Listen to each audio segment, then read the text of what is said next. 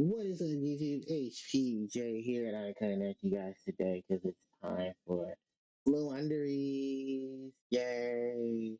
Yeah, it's time to Floowandereeze that profile. I know you guys have been waiting patiently for my Floowandereeze that profile because Swallows Cowrie has come out in TCG, and this is a really, really good card for a lot of winged. Your deck is needing support from Winged Beast. I do recommend Swallows Cry because it's a real, really good card. If you haven't seen my video, do check out my discussion video for Swallows Cry where I talk about this card. Um, it's a really good support card for Winged Beast. Now, with that said, I think one of the most iconic Winged Beast decks right now is Floowandereeze because it's one of the decks that's in the meta. It's really, really good.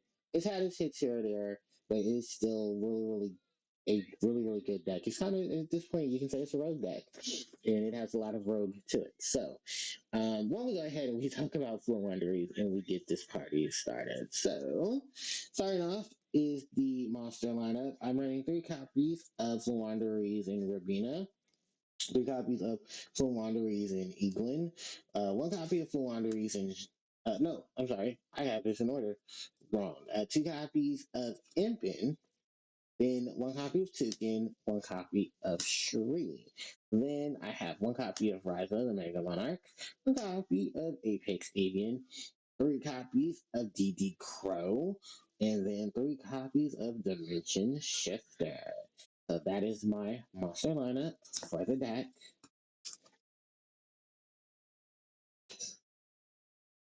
6, 8. It's a lot of cards. I want to say it's like maybe 15 to 18 monsters. So then for the spells, 3 copies of Floowandereeze in that magnificent map. 3 copies of Floowandereeze in the Advent of Adventure. 1 copy of Floowandereeze in the Unexplored Winds. 1 copy of Harpie's Feather Duster. 3 copies of Swallow's Cowrie. 3 copies of Pot of Prosperity. And 3 copies of Pot of Duality. That is it for my spells.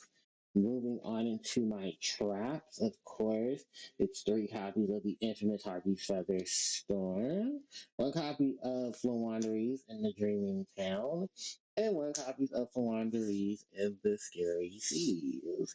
Okay, so that's it for all of the main deck cards, total 40. Moving on into the extra deck, 3 copies of the lovely Harpie Conductor. 1 copy of Miss Starboy, 1 copy of Greyfly, 1 copy of Area, the Water Charmer Gentle, 1 copy of Winnie, the Wind Charmer Verdant, 2 copies of Lureless Racktail Starling, 2 copies of Lureless Assembly Blue Robin, 2 copies of um, Lureless Assembled Nightingale, 1 copy of Utopic Future, and 1 copy of Double A Zeus Sky Thunder. But that literally rounds up the main and the extra deck. So just to let you guys know about the extra deck, Floowandereeze extra deck can be anything you would like it to be. The reason for this is because Fire Prosperity, where you banish cards from your extra deck between 3 or 6, then you're able to excavate the top card of your deck to add cards to your hand. So you add a card from your hand, you put the rest at the bottom of your deck in any order. It's a very conventional setup card. It's a very good setup card because there's so many different things that you would want from your deck, and if you haven't gotten to them, you can easily get into them while sending out your deck, and if you're raising things that you can. The only downside to Pot of Prosperity is that you can't draw after you've activated this. You can't use effects to draw cards from your deck after you activated the effect, and you also do have a battle and effect damage to your opponent. So, yeah, it's a big hefty cost to play, but it is worth it because you have some utility to it. The other thing to note is that the outside of most of this that you see here, you can play anything you want into your extra deck. You can even play inside in Ghost Reaper and Winter Cherries, and then take all like the really good, useful extra deck monsters in the game. If you can afford a lot of them, put them on in your extra deck and just Ghost Reaper and Winter Cherries with your opponent like crazy because your extra deck wouldn't really matter because you're going to just remove cards from Pot of Prosperity's effect. Anyway, just for my particular build, I have the Lureless just in case. I have the Harpy Conductor because she's a really good utility card for Harpy's Feather Storm. The Great Fly in the Missar Boys for the bus for Water and Wind. Area in Winnie are good for searchers, good for manipulating wind from your opponent's side, wind and water cards from your opponent as well, because you can take stuff and then link inside of their thing. So just link into your own monsters, like your conductor and stuff. You can even put in some of the big boys if you want to, like, what is those monsters? You can also lean the Queen of Master Magician into Access Code Talker or any of your big rank fours. There's that one, the Goddess card you can try to go into as well. And like I said, because of how things are, excuse me, with your extract, it is really hard to try to. It's really easy to just put things in and out. You just have to figure out which cards you want to and which cards you don't. So, all right, that is it for the extract. I know that I did the extract first. Maybe that's a good thing. So, all right, let's move on into the main deck. So, starting off with the monster lineup, of course, it's not, Floowandereeze if we don't have two of the best searchers for their monsters. Or just for the Wingy Beast monsters in general. We have Empen and we have Eaglin and we have Rabina. Rabina can search your deck for any level 4 or lower Wingy Beast monster and add it to your hand. And Empen can search for any level 7 or higher Wingy Beast monster and add it to your hand. And they both give you, this is an effect that all the Floowandereeze have, I think, except for Snow, where you can gain additional normal summon after you've activated this monster's effect once per turn. So, yeah, it's a really, really good setup for this deck because this deck does not care about its extra deck. Because that's another thing too. If you use the effects of the Floowandereeze, you cannot touch the summon for the extra deck for the rest of the turn, which is perfectly fine because, like I said, you're just getting your pieces onto the field so that you can tribute summon for your big boys, like your Apex Avian, your Ryza. If you're running some more, you can play around with some more as well. Um, but yeah, any of the big Winning Beast monsters basically can fodder off of these because you have, excuse me, the easy access of tribute monsters that are provided from these low level winged beasts, which is great. Then you have some more low level winged beast monsters, so I'm going to skip over Impen for just a minute. We have Tukin and we have Shri. Tukin and Shri's abilities are great and work so well together. Shri can banish any card from either player's graveyard, and Toucan can retrieve any banished Wanderers cards you have and add it to your hand. So I like to do a lot of combination of things where if I don't have Rabina in the hand, but I have Map, I can reveal Map with Toucan, banish Rabina, summon Toucan, activate Toucan's effect, go grab Rabina, then normal summon the Rabina off of the Toucan because I've been able to, um, play the Toucan off of the Rabina.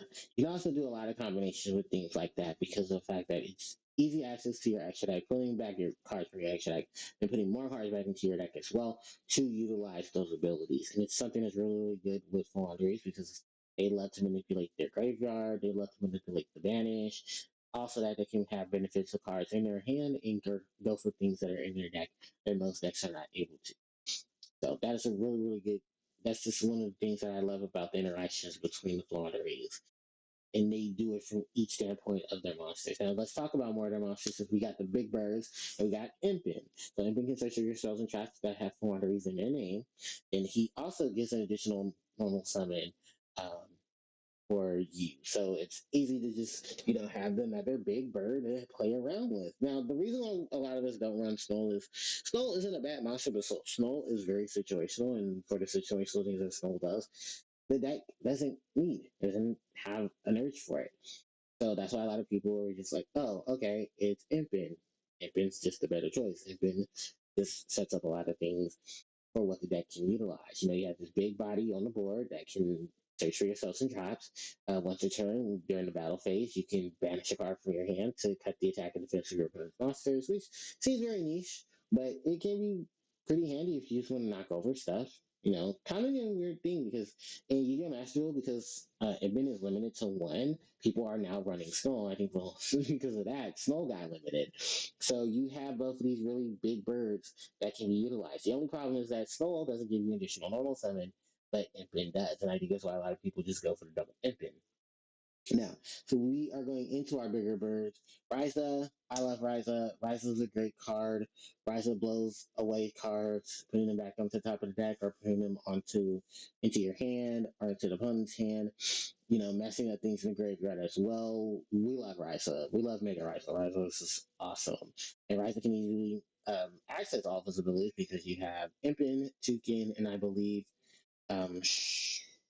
Chicken and Eaglin. Yeah, so you have at least three big targets, or you can play around with the Floowandereeze in the Unexplored Winds and tribute your opponent's spells and trap cards. So that way, those starts that you think are on the field, you can get rid of them as well, and then manipulate that for abilities. Because yeah, that is a really nasty thing when you go Floowandereeze in the Unexplored Winds, activate Tribute Summon, and I'm going to tribute my opponent's cards to benefit from it. So yeah, really nice thing. We got our negation and the lovely Apex Avian, never letting us down. And then we have DD Crow. DD Crow is a really good card for Flanders because DD Crow can tribute its can be discarded and then take out things in the graveyard. And then you can also have another wing which you can search for off of Swallow's Cowrie, which I cannot wait to get to. And then when DD Crow doesn't happen to be in the hand, you always got D Shifter. I love the fact that you can choose between D Shifter or DD Crow to manipulate things for the banish, because this is a great way that Floowandereeze definitely benefits from it. You can easily get rid of Floowandereeze. You can easily get rid of Shifter by just banishing it off the street, so you don't have to worry about cards being in the graveyard, and just really benefiting from that ability as well. So yeah, this is a lot of things. And DD, what Shifter does is basically one of the biggest things that disrupts hand traps because there will be no graveyard. So there's no way to discard them to the grave. So you don't have to worry about Valor, you don't worry about Ash, Ghost Ogres, and all those other things that hand traps like to do. So, all right, that is it for the main deck in terms of its monsters. Let's go ahead and go into um, spells. So the spell cards themselves basically are just all the advantages that you can get from for Floowandereeze. We start off with the Magnificent Map. Map basically gives you that additional normal summon by banishing a Floowandereeze monster from your deck, or putting a level 1 Floowandereeze monster in your hand. So you can banish Rubina, summon Eaglin or Toucan, chain, get the Rubina back, and then activate the normal summon the Rubina, which is great because that allows us to get more normal summons on the board. And you still have not wasted your normal summon thanks to it. The other big benefit to Magnificent Map and why it was limited, and I think it's limited in Master Duel, is because of the fact that you can normal summon during your opponent's turn. So when your opponent normal summons, you trigger your Magnificent Map, and then you start normal summoning. These are all these big birds to your field, and you start taking advantage of things. And that's literally what this field spell does. That's the reason why terraforming is in the situation it is, because terraforming can easily get this. Speaking of a terraforming, we have one reason the Advent Adventure, which can pick up your field spell, or pick up any of your Floowandereeze monsters by banishing a winged monster from your hand or face up on your field. The other benefit is that you gain 500 life points from this card, so this is a card that helps you time situations as well. But yeah, we love this combination of things. So you have a way to search for your Floowandereeze monsters, you have a way to search for Floowandereeze spells, well, your field spell, and there really isn't much to worry about because you have just so many accesses to your field spell into the beneficial cards that you need thanks to the Advent Adventure. And for those that are wondering why I'm not running um, terraforming. I didn't know terraforming was still limited in TCG, and that was kind of my fault. I do have terraforming, that I can easily just take out a card or two to put the terraforming in. It's going to be a problem, but I think there are a couple of cards I can easily take in and take out for the terraforming. But yeah, so that's terraforming's reason for not being here. Moving on to Floowandereeze in the Unexplored Winds. Like I said with Ryza, this is a really good card to take advantage of your opponent's cards, tributing them to tribute summon your monsters. The other benefit to this is why it contradicts with Pot of Prosperity is because you can reveal up to two winged beast monsters with different I think it's different names. No, you can just reveal two winged beast monsters in your hand. Up to two winged beast monsters. You put them at the bottom of your deck in any order, and then you draw a card based on the number of the monsters that you put back. So you can only use that effect once per turn, which is a really good way to send back some of your doubles or your doubles or triples, so that way you can have them in the deck, and then you can search off of them like you're supposed to. So still a really good card there. Harpie's Feather Duster to, of course, destroy our opponent's spells and traps. Now let's get on to the big boy itself. Swallows Cowrie. So, if you guys don't know what this card does, I have a video on it, but I'll give you a brief description of the effect.